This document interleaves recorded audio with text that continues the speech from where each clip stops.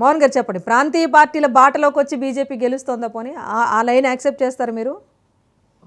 వినమ్మా, ఇప్పుడు వీళ్ళు ఇచ్చిన ఏదైతే హామీలు ఉన్నాయో ప్రాంతీయ పార్టీ కన్నా దిగజారుడు తనంతో నేషనల్ పార్టీ అయి ఉండి కూడా అలాంటి పథకాలు ఆశ చూపి ఓటు పొందిన అనేది ఒక అంశం.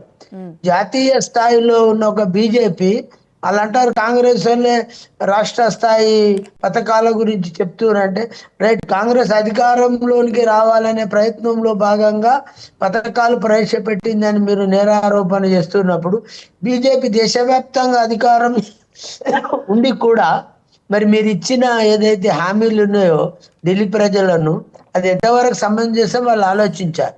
నేను చెప్పదలుచుకున్నది ఒకటే, మేము కాంగ్రెస్ పార్టీ సిద్ధాంతపరంగా ప్రజల అభిష్టం కొరకు ప్రజా అవసరాల దృష్టిలో పెట్టుకొని ఓడిపోయినంత మాత్రాన కాంగ్రెస్ పార్టీకి దేశవ్యాప్తంగా ఏదో తగ్గింది అని అనుకోవటం పొరపాటు.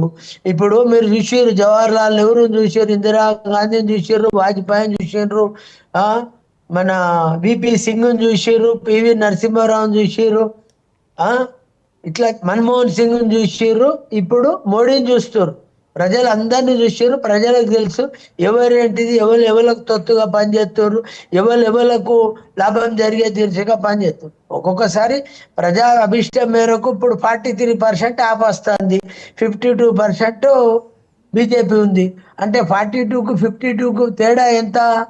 9% తేడా ఉండేది.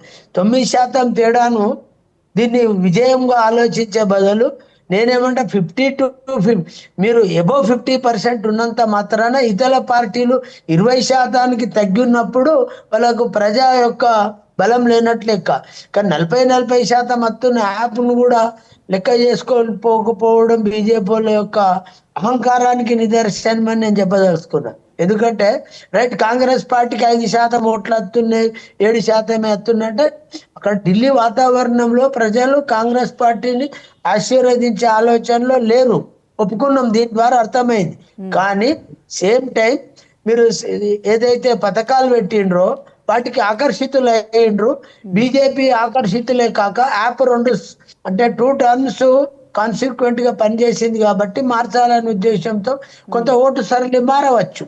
ఇప్పుడు 9%లో 3-4% ప్రభుత్వాన్ని మార్చుదామని ఆలోచన ఉండవచ్చు కొంతమందికి. 2 సార్లు యాప్కి అవకాశం ఇచ్చిన, ఒకసారి బీజేపీకి ఇద్దామనే ఆలోచనతో చేసి ఉండవచ్చు. మీ 9% ఓట్లలో 4-5% అదే ఉంటే